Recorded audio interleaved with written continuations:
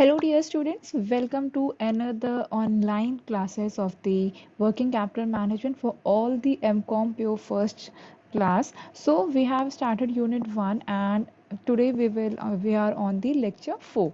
So till now we have covered so many things about the working capital. Till now we have covered the introduction, meaning part and the concept of the working capital, gross working capital, nature of the working capital, why working capital is needed, what is the importance of the working capital, and then classification of the working capital components that we will do today. Okay, so in the last lecture I have given you a homework. Okay, so इस homework में मैंने आपको 5 questions दिए थे जिसमें मैंने आपसे कहा था कि इन 5 क्वेश्चंस को आपको करके लाना है. सो लेट्स से कि आपने आंसर्स मुझे भेजे ही हैं, तो आज हम देख लेते हैं एक्सप्लेनेशन इन क्वेश्चंस का एंड देखते हैं जिनका आंसर सही है कि नहीं. ठीक. सो पहला है कि dash functions include a firm to attempt to balance cash flows and outflows. Okay, so firm का ऐसा अटेम्प्ट जो कि बैलेंस करती है कैश आउटफ्लो और इनफ्लो को, तो ये कौन सा अटेम्प्ट है? तो इसका आंसर होगा liquidity. One second.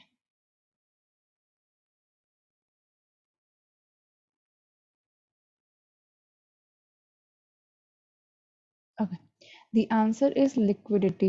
Liquidity function attempts to balance cash inflow and cash outflow. Cash inflow and cash outflow को balance करने के function को liquidity function कहते हैं. ठीक है. The amount cash inflow मतलब फर्म में कैश आना और कैश आउटफ्लो मतलब फर्म से कैश जाने की बात हो रही है यहाँ पे. ठीक है.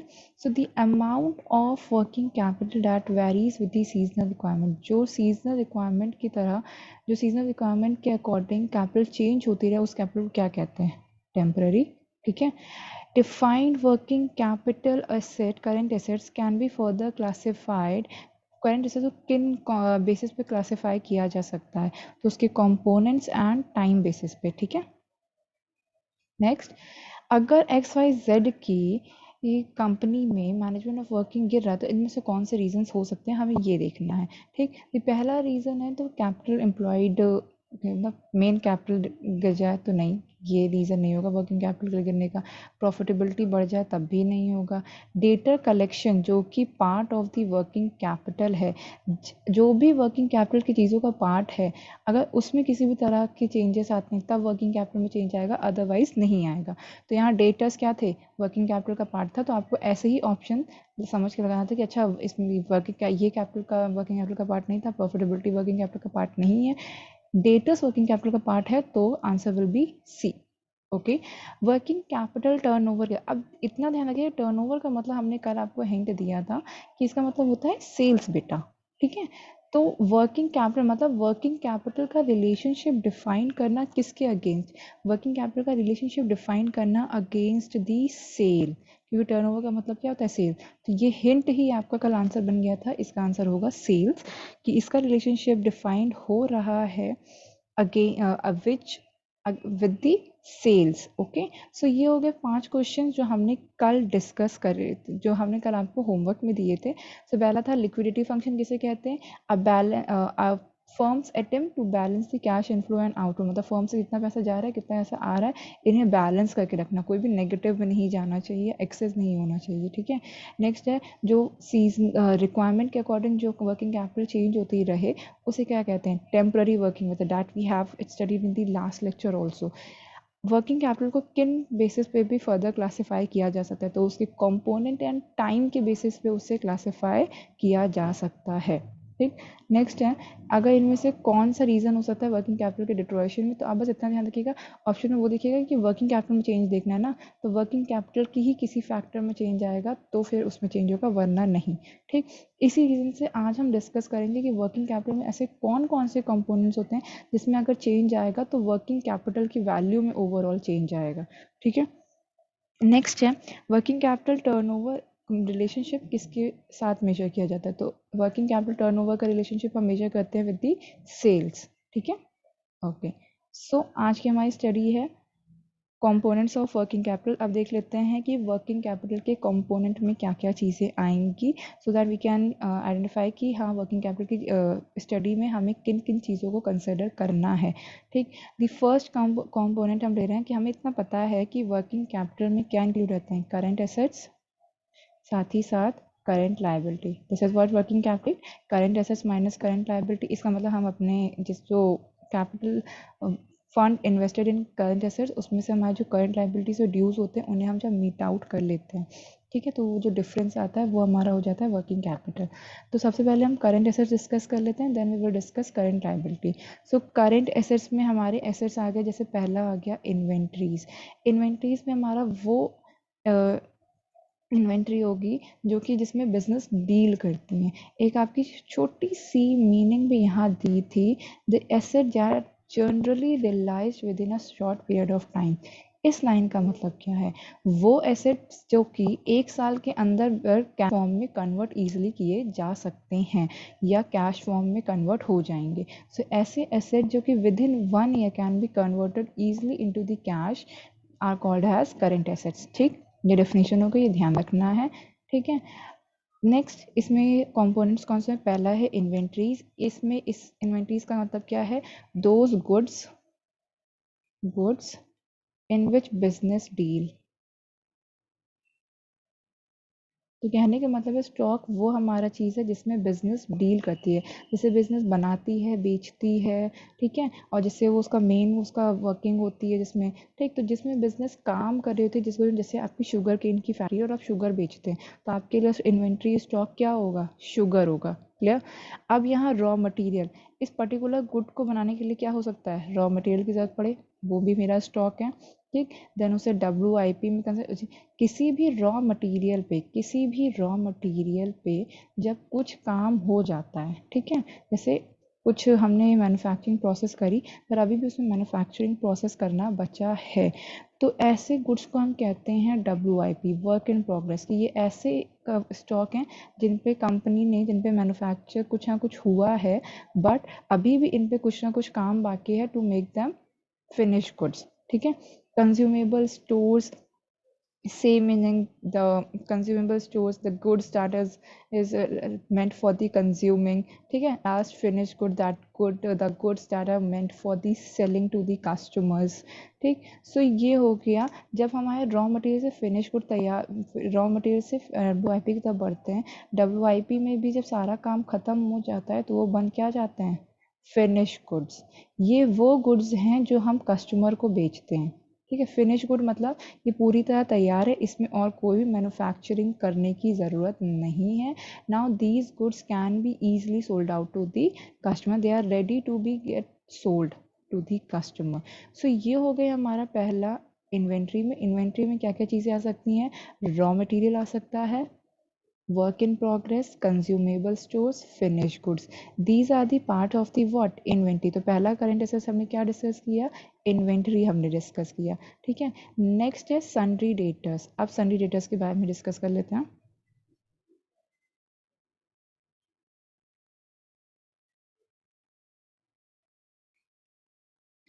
सन्ड्री डेटर्स क्या होते हैं, अब जैसे मैंने अभी आपको बताया कि फिनिश गुड्स बन के रेडी हैं, ठीक है, ये कस्टमर्स को सोल्ड आउट किए गए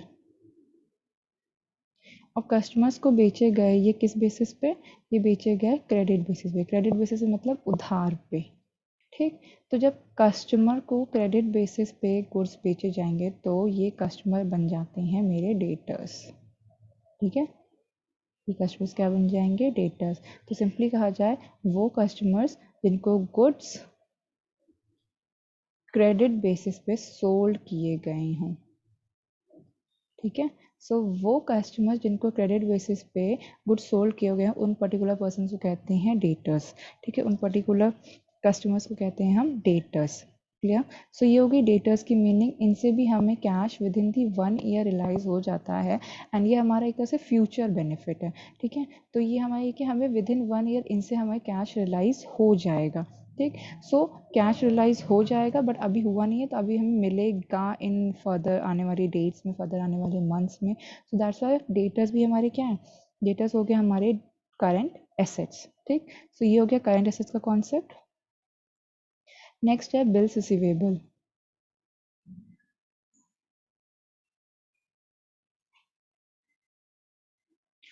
अब बिल्स रिसीवेबल में हम ये समझ लेते हैं, जैसे कोई डेटर्स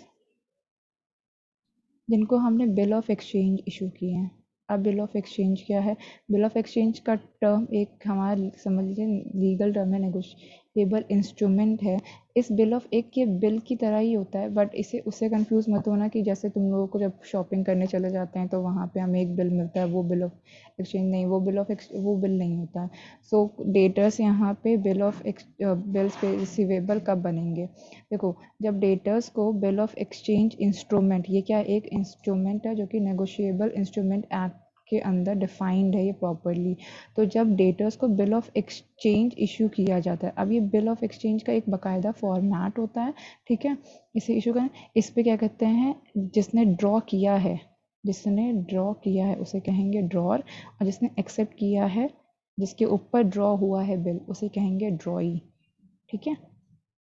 उन दोनों के साइन होते हैं, इसमें डेट मेंशन होती है कि डेटर कब आके स्पेसिफाइड डेट पे पेमेंट करेगा। अब जब ये जो डेट होती है, डेटर्स को उसी डेट पे आके पेमेंट ज़रूर करनी पड़ती है, वरना अदरवाइज उसे अगेंस्ट लीगल एक्शन लिया जा सकता है, और फिर जो भी डिज़ायरेबल एक्शन ड्रॉअर लेना चाहे वो ले सकता है, ठीक है। सो चाहे वो अगर दोबारा री इशू करने की बात हो, चाहे क्या कहता है उसे फाइन लेने की बात हो, ठीक, या इंटरेस्ट चार्ज करने की बात हो ऑन नॉन पेमेंट। ओके, सो यहाँ पे जब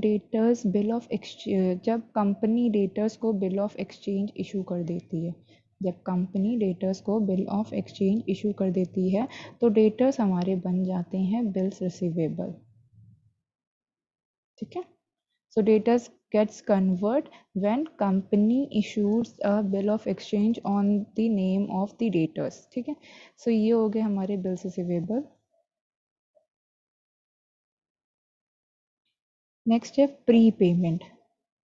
any advance payment that company made, वो भी हमारे करंट एसेट्स का पार्ट आता है। Any advance payment, any prepaid expenses paid, any expenses that is paid in advance, क्योंकि वो फ्यूचर में हमें मीट ही नहीं करना है, वो एक्सपेंस इनकर होगा फ्यूचर में, अब उसके अगेंस्ट हमें बेनिफिट ये मिलेगा कि हमने पहले से पे करके रख दिया है, ठीक है। तो ये हमारा क्या है, ये एक फ्यूचर बेनिफिट है। तो करंट एसेट्स में ऐसे ही समझेंगे, कोई भी तरह का फ्यूचर बेनिफिट किसी भी तरह, मतलब अभी नहीं मिल रहा पर फ्यूचर में वो बेनिफिट मिलेगा, any future benefit will be called as current assets, ठीक। तो यहाँ सीधे से लिख देते हैं, any short term future benefit या नियर फ्यूचर ले लो, near future benefit will be called as what, current assets, ठीक है। तो प्रीपेड एक्सपेंसेस में मेरे कुछ इसी तरह काम आते हैं, ऐसे एक्सपेंसेस जो हमने अभी पे कर दिए, जो इस साल को बिलोंग नहीं करते थे। जैसे 10,000 का एक्सपेंस था, वो नेक्स्ट ईयर को बिलोंग था, पर मेरे पास अभी सरप्लस में फंड था, तो मैंने अभी इसी साल पे कर दी, तो इसका बेनिफिट मुझे नेक्स्ट ईयर मिलेगा, ठीक है, आने वाले महीने में, आने वाले सालों में मुझे मिल जाएगा। सो ये मेरा क्या है, ये मेरा future benefits. So any kind of future benefit will also called as current assets. Next is short term investment. Any investment that is made, any investment, so any short term investment, जैसे एक साल के लिए कहीं company ने अपना कोई amount invest कर दिया, वो होते हैं शॉर्ट टर्म इन्वेस्टमेंट। सो अगर कंपनी किसी भी जगह पे अगर इन्वेस्ट कर रही है जिसकी क्या कहते हैं मेच्योरिटी, तो एक साल के अंदर, एक साल के बाद हमें क्या कहते हैं वापस मिल जाना है पैसा, तो एक साल के लिए जहीं कहीं भी अगर कंपनी इन्वेस्ट करती है तो वो कहलाता है short term investment for 1 year. जब इन्वेस्टमेंट किया जाता है उसे हम शॉर्ट टर्म इन्वेस्टमेंट करते हैं, और ये भी हमारा क्या है, ये भी हमारा करंट एसेट्स का ही पार्ट है, ठीक है। नेक्स्ट, एनी एक्रूड इनकम, ऐसी कोई इनकम जो हमें मिलनी थी पर मिली नहीं, तो ऑब्वियस बात है अभी नहीं मिली तो फ्यूचर में कभी ना कभी मिल जाएगी। सो एनी एक्रूड इनकम, इसे हम आउटस्टैंडिंग इनकम भी कहते हैं, we also called it outstanding income. Any income that are meant to receive this year, मतलब इस साल का पार्ट थी, फाइनेंशियल ईयर का पार्ट थी, इस financial year we are business meant to be, receive this income. So any income that is receivable during current financial year but didn't receive, जब ना मिली हो, तो इस तरह की इनकम को हम कहाँ क्या कहेंगे, एक्रूड इनकम कहते हैं, क्लियर। सो ये हो गई अक्रूड इनकम। नेक्स्ट है आपका cash. So any cash and bank balance, ये भी हमारा करेंट एसेट्स आता है। और यहाँ एक और वर्ड होगा cash equivalent.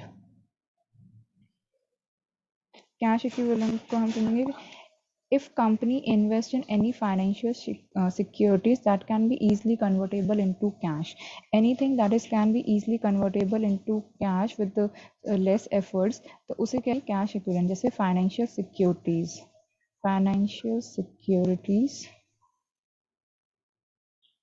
any investment in financial securities can be easily convertible into cash within 1 year and within a month. So ये हो गया cash equivalent, that is in the form of the cash or that can be easily convertible into the cash without any without so much efforts. Okay, so this is what cash equivalent. So these are your all current assets. So current assets में हमने देख लिया कि any future benefit हम ले सकते हैं, anything that can be easily convertible into cash or anything that is in the form of the cash are called as the current assets.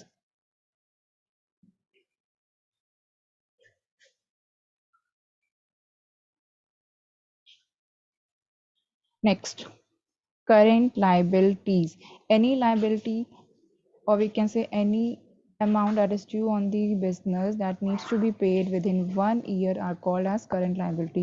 So during the ordinary course of business, जिसका मतलब within 1 year जो भी liability due होगी and वो हमें pay करनी पड़ेगी, तो वो होगी हमारी current liability that we haven't met and that are supposed to be met out within the 1 year. ठीक, तो इसमें हमारी चीज़ें जो इंक्लूड होंगी, फर्स्ट क्रेडिटर्स। क्रेडिटर्स कब होते हैं, when ever company purchase goods from supplier on credit basis. So whenever company purchased goods or business purchase goods from supplier on credit basis, तो credit basis पे जो goods खरीदे जाते हैं, ठीक है। We know what is goods till now, goods उसे कहते हैं जिसमें बिजनेस डील करती है। तो सप्लायर जब भी गुड्स क्रेडिट बेसिस पे परचेज जब भी बिजनेस का सप्लायर से क्रेडिट बेसिस पे गुड्स परचेज करेगी, then supplier will be called as what, creditors. Okay, bills payable, यही सब क्रेडिटर्स हमारे बिल्स पेएबल बन जाते हैं जब ये क्या इशू कर दें, बिल ऑफ एक्सचेंज, किसे, बिजनेस पे, एंड हम उसे एक्सेप्ट कर लें। So the bill of exchange when it is, जब हम creditors bill of exchange issue करते हैं, when creditor issued the bill of exchange on our business, on our firm, and business उसे एक्सेप्ट कर ले, देन क्रेडिटर बन जाते हैं bills payable. Clear? So this is the meaning of bills payable.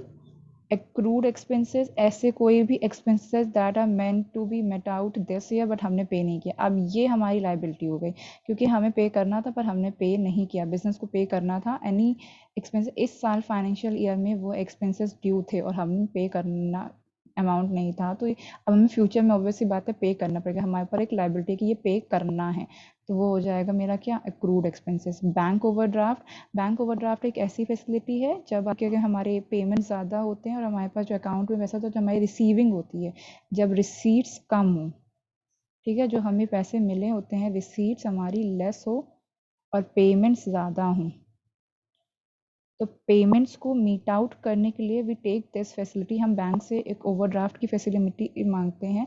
For the time being हम bank से short term loan लेते हैं, एक फॉर द टाइम, अब एक can be for a month also. Okay, so ये हम एक पेमेंट को अपनी क्लियर करने के लिए हमने बैंक से फैसिलिटी मांगी कि हमारी सारी पेमेंट आप क्लियर कर दीजिएगा, हम आपको विद इन 1 ईयर पेमेंट कर देंगे, ठीक है।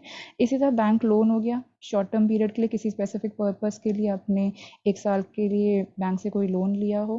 प्रपोज डिविडेंड, एनी डिविडेंड जो कि ड्यू है, अभी पे नहीं हुआ है, that is meant to be paid next year. Any short term loan, bank के अलावा किसी भी जगह से अगर किसी भी पर्पस के लिए कोई भी छोटा सा 1 साल के अंदर पे करने वाला हमने लोन लिया हो जिसकी पेमेंट हमें विद इन 1 ईयर करनी हो। Any tax payment if is due, अगर कोई भी टैक्स लाइबिलिटी ड्यू है जो अभी तक हमने पे नहीं करी, ये सब हमारी क्या है, करंट लाइबिलिटी। तो साउंड क्या कर रहा है, कोई भी लाइबिलिटी, कोई भी अमाउंट जो कि फर्म पे ड्यू हो, जो उसे विद इन 1 ईयर पे करना हो या आने वाले मंथ्स में पे करना हो, वो हमारे लिए क्या हो जाएगी, करेंट लाइबिलिटी हो जाएगी। Clear? Okay, so components we have discussed. They are the questions are आज का आपके असेसमेंट में ये सारे क्वेश्चंस आपके होमवर्क है. So you need to attempt all this question. पहला क्वेश्चन है on balance sheet accrual notes payable accounts payable ये सब किस कैटेगरी में लाई करेंगे. Next inventory cash cash equivalent ये किस कैटेगरी में लाई करेंगे. ठीक है. नेक्स्ट इनमें से कौन सा करंट एसेट्स नहीं है. So you have to pay attention here also. Next है a buyer A firm buys product but doesn't pay its supplier. ये कहाँ रिकॉर्ड होगा, किसके नाम पे रिकॉर्ड होगा. Accounts receivable payable accumulated liability या करंट लायबिलिटी में. ठीक है. नेक्स्ट है फाइनेंशियल सिक्योरिटीज जो कि इजीली कैश में कन्वर्ट हो सकती हैं, इसे हम क्या कहते हैं. सो ये सारी चीज़ें हैं जो मैंने आज डिस्कस भी करी हैं, उसी से रिलेटेड आपको भी क्वेश्चंस भी हैं. सो ये क्वेश्चंस आपके होमवर्क हैं. So you will attempt all these questions and send me the answers, and we will discuss in the next lecture about these questions and the answers. Okay. So that's all for this lecture. Thank you, class.